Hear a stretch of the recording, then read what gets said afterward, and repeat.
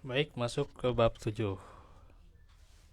Nah, kita seandainya ya, yang berkurban ya, atau kalau kita berkurban harus menghindari ini. Di antaranya ya, memotong kuku dan rambut ya. Ya, hmm, gitu. Jika bulan Zulhijjah telah tiba, ditunjukkan dengan terlihatnya bulan sabit atau hilal ya, atau dengan cara menggenapkan bulan Zulqa'dah menjadi 30 hari, maka kepada orang yang dikaruniakan kelapangan rezeki dan berniat berkurban, diharamkan untuk memotong rambut, kuku serta kulitnya ya, meskipun hanya sedikit, hingga setelah ia selesai melaksanakan penyembelihan kurban, yaitu hadis dari Ummu Salamah radhiyallahu anha. Idza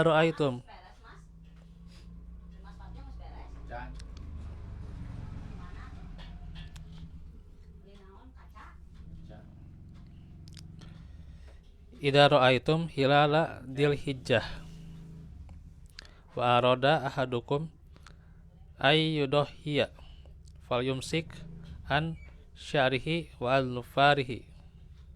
Jika kalian telah melihat hilal bulan Zulhijjah, dalam lafaz lain telah tiba 10 awal Zulhijjah, jadi 10 hari lah gitu. Ya, ketika misalnya disembelihnya pada tanggal 10 ya. Tapi kalau sembelihnya tanggal 11 ya berarti 11 hari. Kalau sampai 13 berarti kan di tanggal 13 disembelihnya berarti 13 hari ya gitu. Ya sebentar lah gitu. Dan salah satu kalian ingin berkorban ya,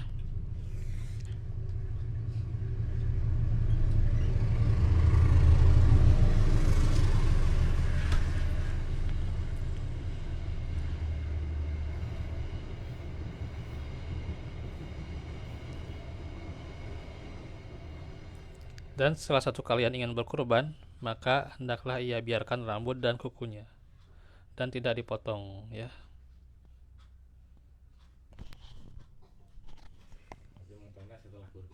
Hmm. Riwayat Muslim dan Ahmad. Di lafal yang lain juga fala ya'khudz min sya'rihi wa alufarihi say'an hatta yudohi. Maka janganlah ia mengambil rambut dan kukunya sedikit pun hingga ia berkurban. Nah itu. Lafaz yang lain fala yamassa min sya'rihi wala basyarihi say'an. Maka janganlah ia menyentuh ya. Maka janganlah ia menyentuh rambut dan kulitnya sedikit pun. Jika ada orang yang timbul niat berkurban pada pertengahan 10 hari pertama misalnya ya, maka hendaklah ia membiarkan rambut, kuku dan kulitnya sejak ia berniat. Misalnya baru niat sekarang berarti seminggu lah gitulah. Sekarang kan berarti 4 Zulhijjah ya. Kalau nggak salah ya. 45 Pak. Dari hari Sabtunya 5 lah gitu kalau saya. 5. Berarti ya sekitar 6 harian gitu ya. 6 harian tidak potong ya, tidak potong baik rambut ya maupun kuku ya gitu. Gitu. Jadi sejak dia berniat. Nah, hanya ada perbedaan. Apakah sya'rihi itu termasuk juga ini? Nah, ini ya. Nah, ini juga rambut kan? Ini juga rambut ya. Ya, ini juga yang di sekitar kaki juga kalau dia punya itu ada rambutnya juga kan gitu. Nah, apakah itu termasuk rambut juga ya? Nah, ini yang memang jadi salah satu perbedaan di antara para ulama. Ada yang mengatakan sya'run itu termasuk juga adalah ya kumis juga ya, kumis ya. Ya, jenggot kalau sebagian dia nggak dibersihkan seluruhnya nggak, tapi sebagian dia kan potong gitu ya gitu. Gitu ya. Iya. Ya jangan dihabiskan semuanya jenggot itu gitu. Ya. Nah itu Terus mana tadi teh, jadi ada yang berpendapat gitu, kumis dan juga jenggot atau bulu-bulu yang lainnya di kaki atau di misalnya di tangan juga yang misalnya kalau dia punya ya gitu, berarti jangan dipotong gitu. Karena keumuman ya dari hadis ya gitu, termasuk juga bulu ketiak ya, bulu ketiak ya, dan semua bulu yang ada di badannya gitu. Itu adalah pendapat Imam An-Nawawi ya gitu.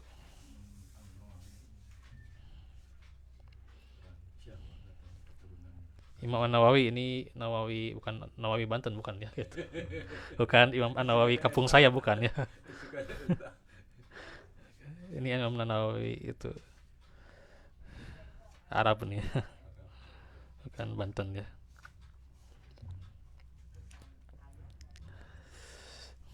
Jadi maksud larangan tersebut adalah memotong kuku dengan gunting dan semacamnya. Memotong rambut baik misalnya rambutnya digundulin atau dipendekin ya, atau mencabutnya, membakarnya atau selain itu. Dan termasuk juga dalam hal ini adalah bulu ketiak, kumis, kemaluan juga ya, dan bulu yang lain. Iya, rambut semuanya ya. iya betul. Nah, itu kata Imam An-Nawawi. Dan ini yang lebih kuat ya gitu. Ya, memang ada yang berpendapat juga kumis dan juga jenggot tidak termasuk rambut ya gitu dalam hal ini ya gitu. Tapi ya lebih amannya kita tidak tidak memotongnya gitu ya. Nggak usah dipotong gitu ya, lebih aman. Panjang Ya, dan apa, jauh daripada perselisihan ya. kesiannya bengkol kosong. Hmm. Terus bagaimana kalau melanggar ya?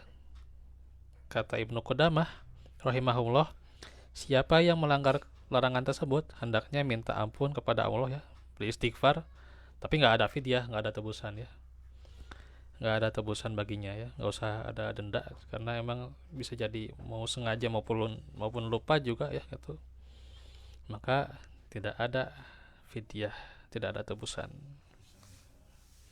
Jadi cukup beristighfar kepada Allah ya, taubat. Karena larangan di atas ya disebutkan haram ya, itu tidak boleh. Demikian ini pendapat Said bin Al-Musayyib, Robi'ah, Ahmad, Ishaq, Daud, dan juga sebagian dari mazhab Syafi'i.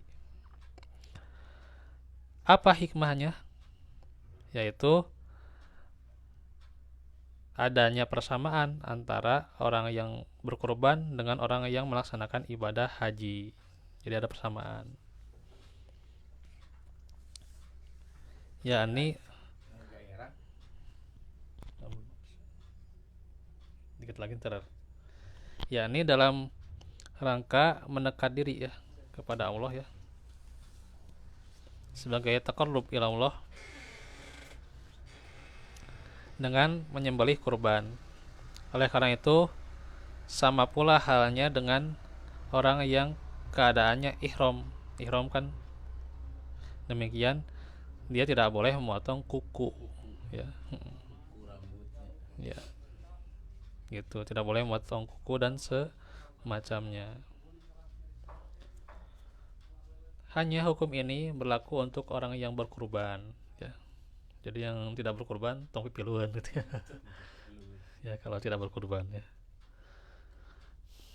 Dan hukum ini berkaitan dengan orang yang berkurban ya. Karena Nabi menyatakan, dan salah satu di antara kalian ingin berkurban ya, niatnya berkurban gitu. Kalau nggak niat ya nggak usah. Nggak ada larangan seperti ini ya gitu. Nabi tidak menyatakan ingin berkurban untuknya. Nabi juga berkorban untuk keluarganya, dan tidak ada keterangan dari beliau bahwa beliau memerintahkan mereka untuk yang tidak berkorban, untuk yang tidak berkorban itu ya gitu.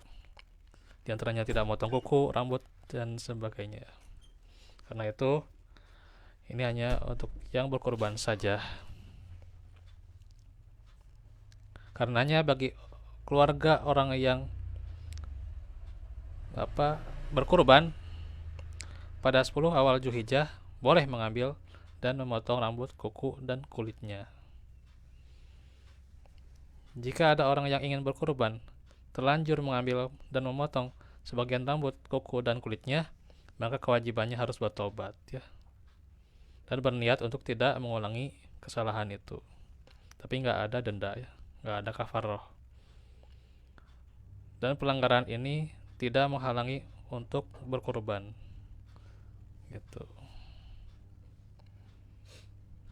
Maka jika larangan ini dilanggar karena lupa atau karena tidak tahu bahwa ia melanggar hukum di atas, atau rambut ada yang jatuh tapi nggak sengaja gitu, maka tidak ada dosa. Adapun jika terdapat suatu keperluan yang mendesak, diperkenankan memotong kuku, rambut, dan kulit, dan hal itu tidak menyebabkan dia menanggung dosa ya. Contoh nih ya, sebagian misal kalau kukunya itu tidak dipotong, berarti kan mengganggu kulitnya juga ya. Misalnya karena penyakit eksim lah gitu ya. Itu kalau penyakit eksim kan dia terkadang ya pagi-pagi malam-malam itu juga masih motong kuku gitu ya, karena saking gatalnya itu ya gitu. Kalau nggak dipotong kukunya ya gatal. Itu berbahaya ya, nggak apa-apa itu. Kalau punya penyakit kulit ya, penyakit khusus kulit itu ya, itu kadang juga kan kayak gitu ya, penyakit eksim kan nggak cukup ya itu setahun 2 tahun ya gitu, bahkan lama itu ya gitu. Jadi harus dipotong kukunya ya setiap kali panjang apalagi ya gitu. Itu nggak apa-apa ya, karena penyakit. Atau misalnya kukunya pecah sehingga mengganggu, lalu dia gunting, atau ada rambut yang mengenai matanya lalu disingkirkan dengan dipotong, atau ia perlu menggunting rambut dalam rangka untuk mengobati lukanya, maka dengan demikian itu tidak apa-apa.